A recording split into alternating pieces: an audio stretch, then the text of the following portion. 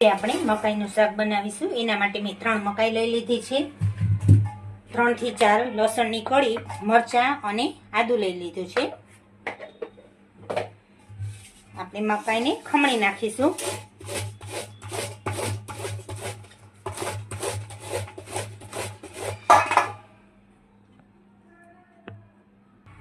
આપણી મકાઈ ખમણીને તૈયાર છે. મકાઈનું શાક વઘારવા માટે આપણે 2 ચમચા તેલ લઈ લીધું છે. એમાં થોડું જીરું નાખીશું, થોડી હિંગ નાખીશું. જીરું તતડી જાય એટલે તેમાં છીણેલી મકાઈ નાખી દઈશું.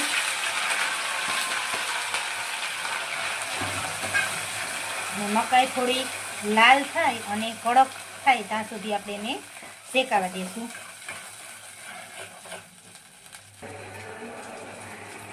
હવે આપણે જ્યાં સુધી મકાઈ શેકાય ત્યાં સુધી આપણે 2 તીખા મરચાં લીધેલા છે, 5 થી 6 લસણની કળી અને નાનો આદુનો કટકો લીધેલો છે. તેને આપણે ક્રશ કરી લઈશું.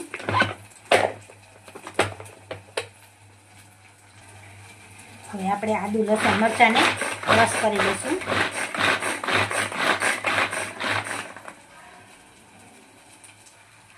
આપણા આદુ મરચાં લસણ સરસ ક્રશ થઈ ગયેલા છે.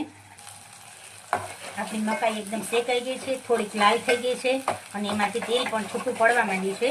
ત્યારબાદ આપણે એમાં પાણી ઉમેરીશું. પાણી નાખી અને સતત હલાવતા રહેવાનું છે.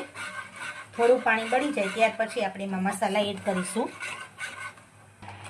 મકાઈમાં થોડું પાણી બળી જાય ત્યારબાદ આપણે એમાં આદુ મરચાં અને લસણ જે આપણે ક્રશ કરેલા હતા તે નાખી દેવાના છે અને એને ચડવા દેવાનું છે.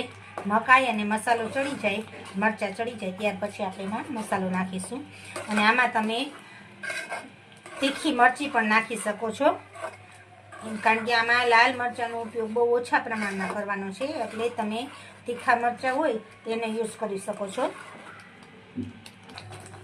હવે આપણે મકાઈ પણ સરસ ચડી ગઈ છે અને મરચાં પણ ચડી ગયા છે. હવે તેમાં આપણે અડધી ચમચી હળદર, અડધી ચમચી લાલ મરચું અને 1 ચમચી ધાણા જીરું નાખશું. તેમાં સ્વાદ મુજબ મીઠું નાખીશું. જો તમે તીખા મરચાં નાખ્યા હોય તો લાલ મરચું તમે ન નાખો તો પણ ચાલે. અને ગેસ છે તેને ફ્લેમ એકદમ લો રાખવાની છે, કારણ કે મકાઈ જેમ ચડશે તેમ એમાંથી છાંટા ઉઠશે અને દાજી જવાય, એટલે ધીમા તાપે આપણે કરવાનું છે. આપણે મકાઈ એકદમ ચડી ગઈ છે અને